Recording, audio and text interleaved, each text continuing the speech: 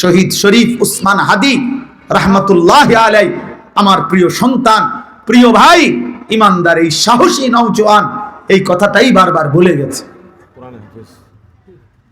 সেটা বুঝাইতে চাইছে, নয়তো মাত্র 33 বছর বয়সী এক যুবক, যার প্রথম একটাই সন্তান, মাত্র 8 মাসের বাচ্চা, সে দুনিয়ার প্রতি নিরাসক্ত হয় নাই, সে বাঁচতেই চায় না এমন কোনো হতাশ হয় নাই, সে কোন রকমের মন্দ চরিত্রের আখলাকের ছিল না, 5 ওয়াক্ত নামাজ পড়তো। এই যুবক ইমানদার ছিল, প্রতিদিন ফজরের নামাজ পড়তো, প্রত্যেক দিন 5 ওয়াক্ত নামাজ পড়তো, আল্লাহর কোরআনের হাফেজ ছিল, রাসূলুল্লাহ সাল্লাল্লাহু আলাইহি সাল্লামের হাদিস বিশুদ্ধ পড়তে পারতো, আগে মাদ্রাসার ছাত্র ছিল, তার বাবা আলেম, তার বড় ভাই আলেম, তার ফ্যামিলি আলেমের ফ্যামিলি, তার বিবি পর্দানশীল, তার গোটা ফ্যামিলি পর্দানশীল।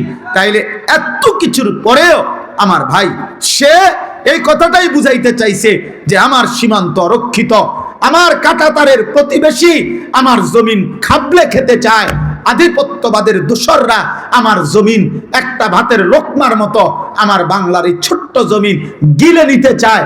এই জন্য সে জাতিকে, দেশকে একাই সতর্ক করতে চাইছে, ভাবছে যে আমার সাথে কেউ না থাকুক, আমি একাই আমার দেশ মাতৃভূমির আজাদির কথা বলেই যাবো। সে এই জন্য আল্লাহ তাআলা তাকে বলছে যে তুমি চেয়েছিলা একটা সংসদীয় আসনে 500 ভোট, সে বলছিল এবার যদি আমি 500 ভোটও পাই, 5000 ভোটও পাই, তাইলেও আমি নিজেকে ভাগ্যবান বলবো। আল্লাহ তাআলা বলে না হাদি, আমি তোকে 18 কোটি মানুষের ভালোবাসা দিয়ে দিলাম, 18 কোটি মানুষের সমর্থন দিয়ে দিলাম, সবার ভালোবাসা দিয়ে দিলাম, ভালোবাসা দিয়ে দিলাম। এজন্য কত হাফেজ, আলেম, মুফতি, মুহাদ্দিস, পীর, আউলিয়া, বুজুর্গ, আল্লাহর প্রিয় বান্দারা, বয়স্ক মানুষ, বাচ্চা মানুষ, নারী, পুরুষ, সবাই অকাতরে তার জন্য বাচ্চার মতো কাঁদছে, অঝরে চোখের পানি ফেলছে, চোখের পানি ফেল। এই জন্য কিশোর যুবক ছেলেরা মরলে এমন মরাই ময়ূর, বাঁচলে এমন বাঁচাই বাইছ। নারী দেখা দেখা কবরে চলে যায় না, ছবি দেখতে দেখতে 1 ওয়াক্ত নামাজ না পড়ে আল্লাহর নাফরমানিয়ার উলঙ্গ ছবি আর এই জিনা ব্যভিচার আর এই মদ জুয়ার আসক্তি জীবন নিয়ে যদি কবরে যাও, তওবা না করো, আল্লাহ যদি মাফ না করে, নাফরমান মনে রাখিস কোন জানোয়ার তোর নাম কোনদিন নেবে না। মানুষ তো দূরে থাক, কোন জানোয়ারও নেবে না। ফেরাউনের নাম শ্রদ্ধা ভরে কোন কুত্তাও নেয় না, নমরুদের নাম শ্রদ্ধা ভরে কোন কুত্তাও নেয় না। অথচ দুনিয়া তো নমরুদও ভোগ করছে, দুনিয়া তো ভোগ করছে রে আব্বা। দুনিয়ার যে সবচেয়ে বড় শাসকদের সে একজন, পৃথিবীতে সবচেয়ে বেশি অঞ্চল, সবচেয়ে বেশি এরিয়া যারা শাসন করছে, যাদেরকে দিগ্বিজয়ী শাসক বলে, তার মধ্যে নমরুদ একজন। কি ছোটখাটো বাংলাদেশে শাসন করছে সে? এটা মুরাদনগর? তাইলে আল্লাহু আকবার, আল্লাহ বলে ভাইয়া। কিন্তু আজ তো পৃথিবীর মানুষ কোন কুত্তার নামও রাখে না নমরুদ। পৃথিবীর মানুষ কোন কুত্তার নামও তো রাখে না আবু জাহেল, কোন কুত্তার নামও তো রাখে না আবু লাহাব। রাখে? কিন্তু 1450 বছর আগে এক ছেলে, নিগ্রু, কালো গোলাম, হাবশি গোলাম, কালো মানুষ, গোলাম কৃতদাস, আল্লাহকে রাজি করে গেছে, রাসূলুল্লাহ সাল্লাল্লাহু আলাইহি সাল্লামের ভালোবাসার হক আদায় করে গেছে। আজ 1450 বছর পরেও লক্ষ কোটি ইমানদারের সন্তানের নাম বেলাল। বেলালের কোনো আঞ্চলিকতা নাই, বেলালের কোনো দেশ নাই, জমিনের সীমানা যে দূর, বেলালের ভালোবাসা উত্তর। বেলাল কোন অঞ্চলের বলে? বেলালের কোনো সীমানা নাই, বেলালের কোনো কাঁটাতার নাই, বেলাল দিক দিগন্তে। এই জন্য যুবক এমন হও, আজকে অগণিত ছেলেরা তোমরা 1 ওয়াক্ত নামাজ পড়তে মন চায় না। কি জীবন এটা? জানোয়ারের জীবন এটা, মানুষের জীবন না বেটা। সারাদিন বেড়ি চাষ বেটা, অপদার্থ কোথাকার বেটা। আকামলা, এত আকামলা বুঝি মানুষ হয় বেটা, সারাদিন মানুষ বুঝি বেডি চায়, পাগল। কত হইল নাকি বেটা, চুল কতগুলারে শয়তানের মতো মুশরিক বেঈমানের মতো বানায়।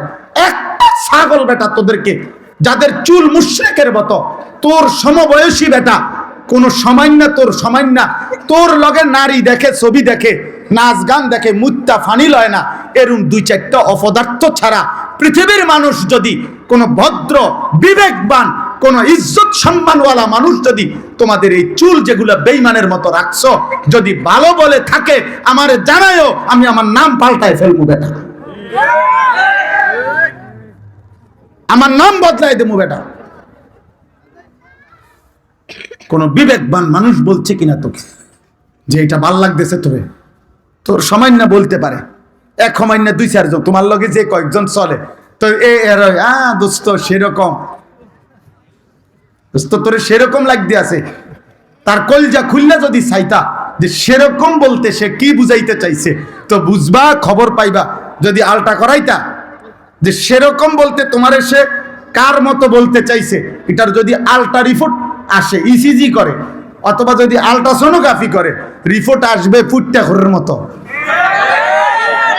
হ্যাঁ হ্যাঁ, বাবা ঘরের মতো, গাঞ্জা ঘরের মতো, না নাহলে তো কি মুরাদনগর বড় মসজিদের ইমাম সাহেবের মতো, কথা বলে না কেন? তো তাহলে বাইতুল মোকাররমের মুয়াজ্জিনের মতো, তো কাবা শরীফের খাদিমের মতো, তো তো ফুটটা ঘর বাবা ঘর ছাড়া কি বলেন? গাঁজাখুর বা নেশাখুর ছাড়া আর কার মতো?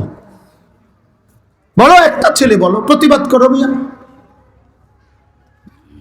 প্রতিবাদ করে বলো না, আমার দেখতে ইমানদারের মতো লাগে, আমাকে দেখতে চরিত্রবানের মতো লাগে, আমাকে দেখতে ভদ্র মানুষের মতো লাগে।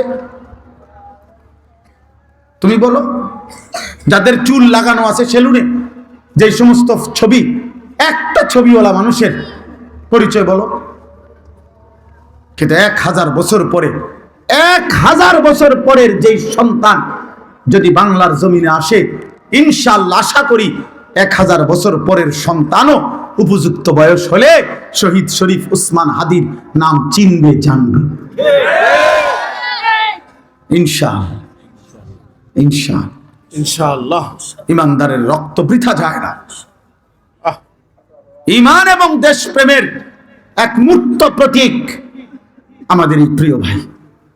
আগামী দিনে প্রমাণ হবে এটা, যে ভালোবাসা যদি বাংলা মানুষের কলিজার থেকে বের করতে হয়, মানুষের দিলের ভালোবাসা যদি কেউ নিতে হয়, জোর করে অনেক কিছু করা যায়, আবার জোর ছুটতে গেলে হালাইয়াও দেয়, বুঝেন না? এরকম তো আমরাও দেখছি।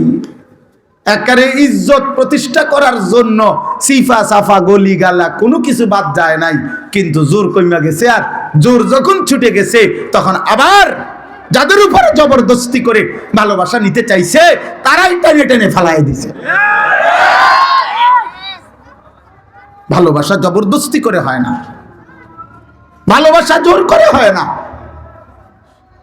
হাদির জন্য এই চোখের পানি টাকা দিয়া মানুষের কান্দাইছে নাকি?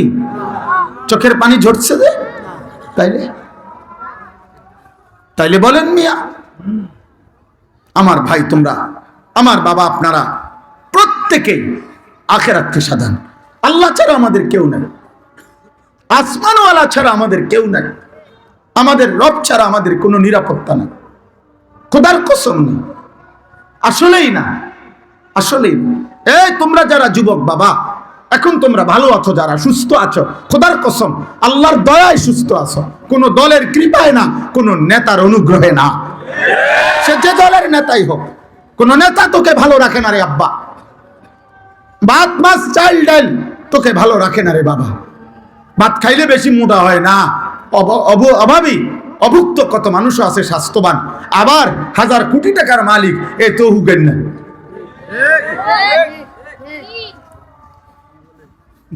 তাহলে এটা কোনো বিষয় না। মূলত ভালো রাখে কে?